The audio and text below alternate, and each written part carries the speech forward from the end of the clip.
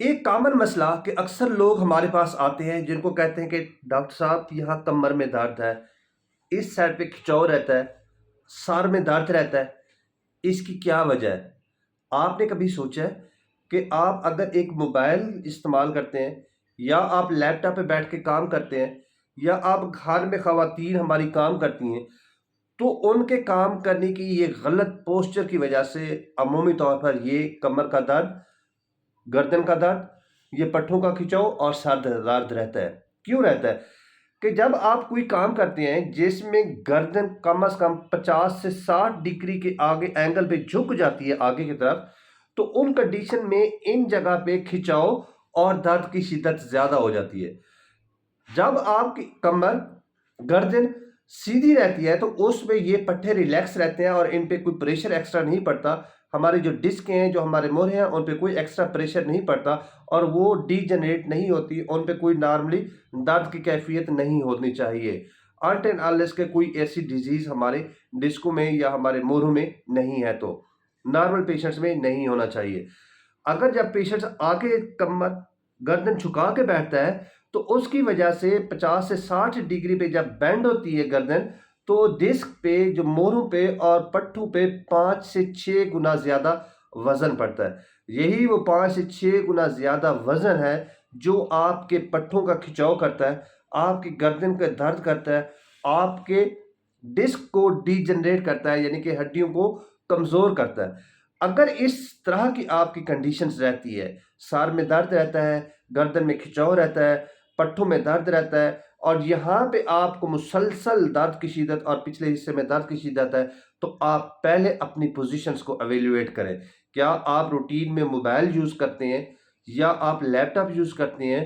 گھر میں خواتین بیٹھ کے سبزی وغیرہ کاٹنی ہے یا کپڑے دھونے ہیں، کوکنگ وغیرہ کرنی ہے، تو آپ اپنی گردن کی پوزیشن کون سی رکھتی ہیں؟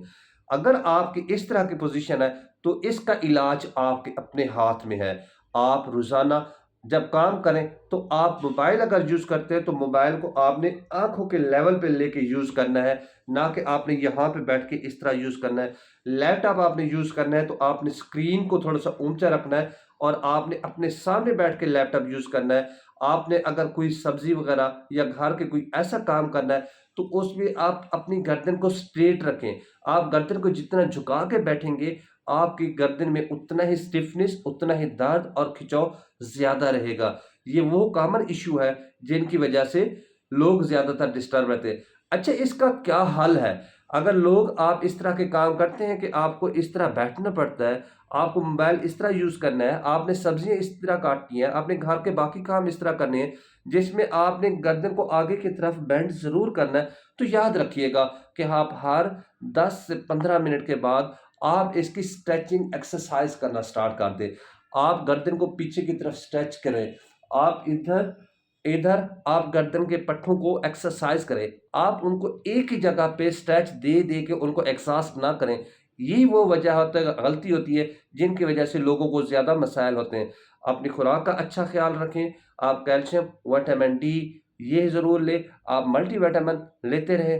ہاں، اگر آپ کے ان درد کی وجہ سے ہاتھ کی نسیں سن ہو رہی ہیں، آپ کی انگلیوں میں جھنجھناہٹ محسوس ہو رہی ہے، نمبنس ہو رہی ہے یا کرانٹ لائک سنسیشنز ہو رہی ہیں، تو پھر آپ ضرور کسی مستند آرتھوپیڈک سرجن اور نیورو سرجن کو ضرور چیک کروائیں تاکہ اس کا پراپرلی ڈائگنوز ہو سکے اور اس کا علاج کیا جا سکے۔ آپ کے لیے ایک میسج ہے کہ آپ اپنی گردن کو اگر سٹرانگ رکھنا چاہتے ہیں، پٹھوں کو اگر سٹرانگ رکھنا چاہتے ہیں، تو آپ اپنی پوزیشن کو سٹرانگ رکھیں۔ آپ کو یہ مسائل آٹومیٹیکلی ختم ہو جائیں گے۔ Thank you.